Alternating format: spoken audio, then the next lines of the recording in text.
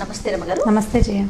రమగారు, కొన్ని శక్తి క్షేత్రాల గురించి మనం మాట్లాడుకుంటున్నాం. అందులో భాగంగా ఏదైనా ఒక క్షేత్రం గురించి ఈరోజు మాట్లాడుకుందామండి. ఇంతకుముందు మనం చెంగాళమ్మ అమ్మవారి గురించి చెప్పాం కదా. అయితే మనకి మామూలుగా మనం అష్టాదశ శక్తిపీఠాలని చెప్తాం. శివుని భార్య అయిన సతీదేవి శరీర అవయవాలు ఒక్కొక్క చోట పడ్డాయి. భారతఖండంలో చాలా చోట్ల పడ్డాయి. భారతదేశంలో ఈ పడిన చోట ఒక్కొక్క దేవాలయం ఉందని చెప్తాం. అయితే ఈ అష్టాదశ శక్తిపీఠాలు మనకి పొలతలో అంటే తెలిసినవి కదా. లంకాయాం శాంకరీదేవి అనే ఒక స్తోత్రం ఉంది. 18 క్షేత్రాలు వస్తాయి. ఇవి కాకుండా కూడా కొన్ని క్షేత్రాలని వీటిని కూడా శక్తిపీఠాల్లో భాగంగా ఆ ప్రాంతపు ప్రజలు చెప్పుకుంటారనమాట. ఇప్పుడు మనకు బెజవాడ కనకదుర్గ అమ్మవారు ఉన్నారు. ఆ శక్తిపీఠాల్లో ఒకటి కాదు, కానీ మనం అది కూడా శక్తి క్షేత్రంగా చాలా ప్రగాఢమైన విశ్వాసం కలిగి ఉంటాం. అట్లా ఇది ఉత్తరాఖండ్లో ఒక దేవాలయం ఉందట. ఈ ఉత్తరాఖండ్లో ఉన్న దేవాలయం ఏంటంటే థారీదేవి అమ్మవారి పేరు. ఈ థారీదేవి చాలా విచిత్రమైన పరిస్థితుల్లో ఆ ప్లేస్లో వాళ్ళకి దొరికింది. దీనికి ఈ నదీ ప్రాంతానికి చాలా పైన ఎగువనున్న కాళీకుండ అనే ప్లేస్లో వరదలు వచ్చినాయట. వరదలు వచ్చి కొండంతా కదిలిపోయింది. ఆవిడ ఒక ఎత్తైన శిల మీద ఉండేది. విరిగిపోయి ఆ కొండ కదిలిపోయి తల మాత్రం విరిగిపోయిందట విగ్రహానికి. విరిగి ఆ తల శిరస్సు, అమ్మవారి శిరస్సు, ఆ విగ్రహం తాలూకు శిరస్సు మాత్రం నదిలో కొట్టుకొచ్చిందట. నదిలో కొట్టుకొచ్చి ఒక మత్స్యకారుడికి కనపడిందట ఆవిడ. ఈ మత్స్యకారుడికి కనపడి అతన్ని పిలిచింది. శరీరం లేదు, తల ఒక నల్లటిది రాతి విగ్రహం అని తెలుస్తుంది. పిలిచేసరికల్లా భయపడ్డాడు అతను.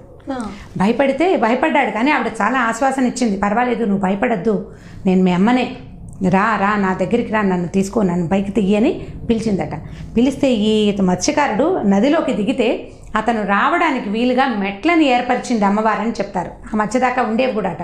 మెట్లంటే పక్కగా సిమెంటు మెట్లు అలా కాకుండా ఈ నదిలో రాళ్ళు ఉంటాయి కదా, అతను నడవడానికి వీలుగా ఒక్కో రాయి పేర్చుకుంటూ తన దగ్గర దాకా తీసుకొచ్చిందట. అక్కడ అతనికి దొరికింది ఒక్క శిరస్సు మాత్రమే. ఆ శిరస్సును తెచ్చి ఈ నదిలోనే ఒక ఎత్తైన కొంచెం అంటే నదిలో మధ్యలో రాళ్ళు ఉంటాయి చూడండి, ఆ రాళ్ళ మీద ఒక రాయి మీద పెట్టాడట అతను. రాయి మీద పెట్టిన తర్వాత మెల్లిగా అందరూ జనం చేరారు. మనకి ఎక్కడైనా అమ్మవారి విగ్రహాలు అవి దొరికితే పూజ చేసుకుంటారు. ఈ చేసినప్పుడు వాళ్ళకి ఏం తెలిసిందంటే ఆ అమ్మవారికి అలంకరణ చేస్తుంటే ఆవిడ పొద్దుటి పూట బాలికలాగా కనపడుతుంది. 10 ఏళ్ల పిల్లలే కనపడుతుందట. 10 ఏళ్ల పిల్లలకి చెంపలు అవి బిగువుగా ఉంటాయి. 10 years పాప ఎట్లా ఉంటుంది, చక్కగా నవ్వుతున్నట్టు, లేతగా, నున్నగా మెరుస్తున్నట్టు ముఖం కనపడుతుందట. మధ్యాహ్నానికి ఈ ముఖం కొంచెం ఓల్డ్ ఏజ్ అంటే 40 ఏళ్ళ ఆవిడలాగా కనపడుతుందట. సాయంకాలం అయ్యేసరికల్లా వృద్ధురాలిలాగా కనపడుతుంది అమ్మవారు. చెంపలు జారిపోయి కళ్ళ కింద కొంచెం కిందకి బ్యాగ్స్ లాగా కాస్త కిందకి వచ్చి ముడతలు పడిన ముఖం కనిపిస్తుంది. ఇది రాతి విగ్రహమే, ఆ ముఖం రాయే, ఒట్టి అమ్మవారే ముఖమే కనపడుతుంది, ఇంకా ఏమీ లేదు అక్కడ. ఈ ముఖంలో ఈ మార్పులు సంభవిస్తాయి. ఇప్పటికీ స్పష్టంగా కనపడుతుంది. ఉత్తరాఖండ్లో ఉంది ఈ టెంపుల్, థారీదేవి. అయితే ఈవిడ అక్కడి నుంచి వచ్చి పైనుంచి కొట్టుకొచ్చింది కదా, ఈవిడ శేషభాగం, శరీర భాగం అంతా విగ్రహం అక్కడే ఉందట. కానీ ఈ తల్లి ఎందుకనో ఇక్కడి నుంచి అక్కడికి వెళ్ళడానికి ఇంకా ఆలోచించాల. ఇప్పుడు ఒకరిని పిలిచి నన్ను ఇక్కడ స్థాపించు అని చెప్పగలిగిన ఆవిడ, ఈ ముఖాన్ని మార్చగలిగిన ఆవిడ, తన ప్లేస్కి తను వెళ్ళిపోయే శక్తి ఆవిడ కలిగే ఉంది, కానీ వెళ్ళలేదు. ఇక్కడున్న భక్తుల్ని ఆశీర్వదించడం కోసం ఆవిడ ఇక్కడే ఉండిపోయింది అని చెప్తారు. అయితే తర్వాత కాలంలో ఏం చేశారంటే ఆ నదికి ఒక మన ప్రాజెక్టులు కడతారు కదా, ఆనకట్ట ఒకటి కడుతున్నారు. వాటర్ ఫ్లో వచ్చేసి ఈ గుడి కదిలిపోతుందని ఒక మాదిరి టెంపుల్ చేశారు. ఈ టెంపుల్ కూడా ఏం చేశారంటే అమ్మవారి తల మీద చెత్త లేదట.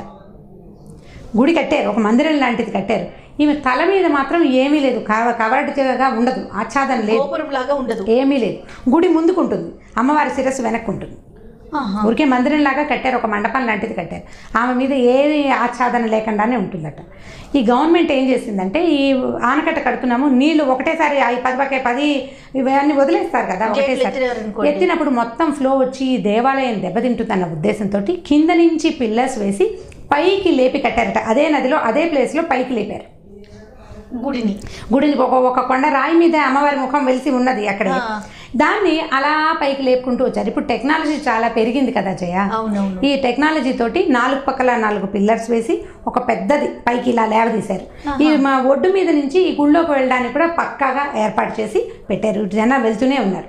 అయితే అక్కడ తర్వాత ఎప్పుడైతే ఈ గుడి పూర్తయ్యి అమ్మవారిని పూర్తిగా పైకి లేపి రెడీ చేశారో అక్కడ దాని తర్వాత 3-4 రోజుల తర్వాతే కేదార్నాథ్లో వరద వచ్చింది చూడండి. సరిగ్గా దానికి 3 రోజుల ముందే ఈ అమ్మవారి స్థాపన పై ఎత్తున జరిగింది. ఈవెన్ ప్లేస్ కదిపారు. అందువల్లే ఈ వరద వచ్చిందని బాగా నమ్మేశారట అక్కడ ఉన్న జనమంతా. అక్కడ వరద రావడానికి ఇక్కడ కదిపారు, ప్లేస్ కదపడం వల్లే కారణమని. మనకు ఎలా ఉంటుందంటే కాకతాళీయం అంటాం. అవునండి, కాకతాళీయంగానే జరిగింది. మామూలు గుడిలో కూడా మనము మూల విరాట్ని అలాగే ఉంచుతారు. ఉత్సవమూర్తులనే కదండి ఊరేగింపులు చేస్తూ ఉంటారు. అవును, మూల విరాట్ని ఎప్పుడు కదపం. మనకు తెలిసిన నానుడు అదే. మనం మామూలుగా అలాగే చేస్తాము. ఒక చోట నుంచి ఒక శక్తిని పెకలించి పక్కకి తీసినప్పుడు అక్కడ ఏదైనా ఉత్పాతం జరగడానికి అవకాశం ఉంది. మనం ఇప్పుడు అలా అయితే అక్కడి నుంచి కాళీకుండ నుంచి అమ్మవారి శిరస్సు వచ్చేసినప్పుడు ఏం జరగలేదు. ఓకే, ఆమె అలా జరిపే ఆవిడ కాదు. అక్కడ కొంతమంది జనాలు నమ్మారు, ఇట్లా చెప్పుకున్నారు. ఏముందంటే ఇప్పుడు టీవీలలో ఒక వాక్యం వచ్చేసరికల్లా దాన్ని వేల వాక్యాలుగా పరిణమిస్తుంది. చిలువలు పలవలు అదిగో పులంటే ఇదిగో తోకంటాం మనం, అంతే కదా. అట్లా జరిగింది. కానీ ఇప్పుడు ప్రజలు చాలా మంది ఏం చెప్తున్నారంటే దానికి దీనికి సంబంధం లేదు, ఎందుకంటే ఈవిడ చల్లని తల్లి. తను ఎక్కడ కనపడిందో అక్కడ ఉండటానికి ఇష్టపడింది. మా ఇంటికి నేను వెళ్ళిపోతానని అనలేదు. నా శిరస్సును పట్టుకెళ్ళి నా విగ్రహానికి పెట్టు అని చెప్పాల. వీడికి దొరికింది. ఆ దొరికిన మత్స్యకారుడు చాలా ప్రార్థించాడు, మమ్మల్ని రక్షించుంటే ఆవిడ అక్కడే ఉండిపోయింది. ఆ ముఖం మారే ప్రజ్ఞ కూడా అలాగే ఉంది. ఆవిడ ముఖం మారిపోతుంది. పొద్దున లేతగా కనపడిన ముఖం సాయంకాలానికి వృద్ధాప్యంలాగా వృద్ధురాల్లాగానే కనపడతారు. చాలా మహిమగల తల్లిని ఆ చుట్టుపక్కల ప్రాంతాల నుంచి నడిచి వస్తారట ఇక్కడికి. వైష్ణోదేవికి ఎలా కొండ మీదకి నడిచి వెళ్తారో అట్లాగే ఈ తారీదేవిని చూడడానికి కూడా నడిచి వస్తారు. చక్కగా పూజ అది చేసుకుంటారు. విశేషమైన బలులు అవి ఏం పెద్దగా ఏమీ లేవు. కానీ ఈ నీళ్లల్లో ఉండటం, నీళ్లల్లో దొరకటం, ముఖ కవళికలు మారిపోవటం అండ్ ఒక చక్కని చూపు. ఒకసారి మనం ప్రార్థించాము, మన పని అయిందనుకోండి, ఇప్పుడు మన పాలిట ఉన్నది, మన పాలిట కల్పతరువుగా మనం భావిస్తాం కదా. ఆ చుట్టుపక్కల ఉత్తరాఖండ్లో జనం అంతా తారీదేవిని చూస్తారు. ఈ క్షేత్రం అంటే ఇప్పుడు అష్టాదశ శక్తిపీఠాల్లో ఇది కూడా, ఈ తారీదేవి క్షేత్రాన్ని కూడా శక్తిపీఠంగానే భావిస్తారట అక్కడ. లోకల్ పీపుల్ అలాగే అనుకుంటాం కదా. మన దగ్గర ఉన్నదాన్ని మనది చాలా చాలా ఇది ఉందనుకోండి, అంటే మహత్యం కలిగిన దాన్ని మనం అలాగే భావిస్తాం. సో వాళ్ళ అష్టాదశ శక్తిపీఠాలు వాళ్ళు చెప్పుకునే పాటల్లో తారీదేవిని కూడా కలుపుకుంటారట. విశేషంగా చూడొచ్చు. ఉత్తరాఖండ్ వైపు కనుక పుణ్యక్షేత్రాల్లో ఉంది. పొద్దు నుంచి సాయంత్రం దాకా మనం ఉండాలి. ఉంటేనే అమ్మవారి ఎట్లా ముఖం ఆవిడది మారుతోందో మనం కన్యాకుమారి అక్కడ కూడా వింటాం చేయ. పొద్దున బాలిక వేషం వేస్తారు, మధ్యాహ్నం పెద్ద వేషం వేస్తారు అమ్మవారికి అని, వస్త్రం మారుస్తారు అని. ఈవిడ ముఖమే మారిపోతుందట, ఫేసే మారిపోతుంది. బాగా అంటే స్పష్టంగా కనపడే విగ్రహమే, ముఖమే. చిన్న మొహం కాదు, పెద్దదే, గుర్తించదగినది, గుర్తించగలిగినంత తేడాగానే ఆవిడ కనపడుతుంది. చాలా ప్రఖ్యాతమైన క్షేత్రం ఉత్తరాఖండ్లో. అమ్మవారు చాలా చల్లని తల్లని, బాగా మనం అనుకున్నట్టుగానే మనకి కోరిక తీరుస్తుందని. అయితే ప్రతిసారి జయ ఈ మాట చెప్తాం, కోరికలు తీరుస్తారు అని. కోరికలంటే ధర్మబద్ధమైన కోరికలు. నీకు దొరకాలి, నీకు రావాల్సింది నీకు పట్టుకొచ్చి ఇస్తారు. ఎక్కడైనా ఉంటే మన ఇంట్లో వస్తువు పోయిందనుకోండి, అమ్మ వెతికి పెడుతుంది మనకి. పిల్లలకి మనం అదే చేస్తాం కదా, మన అమ్మలు మనకు అదే చేశారు. నీకు కావాల్సింది, నీకు అవసరమైంది నీ దాంట్లో ఉంటే వెతికి తెచ్చిస్తుంది. నీ దాంట్లోకి వచ్చే అవకాశం ఉంటే కూడా దాన్ని నీ వైపుకి లాక్కొస్తుంది. నువ్వు మానవ ప్రయత్నం చేసి, నేను ఇంత ప్రయత్నం చేశాను, నువ్వు నాకు సహాయం చెయ్యి అంటే ఖచ్చితంగా తల్లులు సహాయం చేస్తారు. ఎక్కడ ఉన్న దైవశక్తి అయినా అంతే. నీకు లేనిది, నీది కానిది నువ్వు అడగకూడదు. అధర్మమైన కోరికని ఏ భగవంతుడు, ఏ శక్తి కూడా తీర్చదు. ధర్మబద్ధమైన ఏ కోరికనైనా ఈవిడ తీరుస్తుందని తారి చాలా ప్రఖ్యాతమైన దేవతగా ఉన్నారు ఉత్తరాఖండ్లో. చాలా విశేషమైంది. ఎప్పుడైనా అటువైపు వెళ్లేందుకు కనుక ఆ స్టేట్స్ వైపు వెళ్తే ఈ క్షేత్రాన్ని కూడా కలుపుకోవాలి. థ్యాంక్ యూ సో మచ్ రమ్మ గారు. ఓకే జయ. ఈ వీడియో కనుక మీకు నచ్చినట్లయితే లైక్ చేయండి, షేర్ చేయండి. మరిన్ని వీడియోస్ కోసం మా ఛానల్ని సబ్స్క్రైబ్ చేసుకోండి.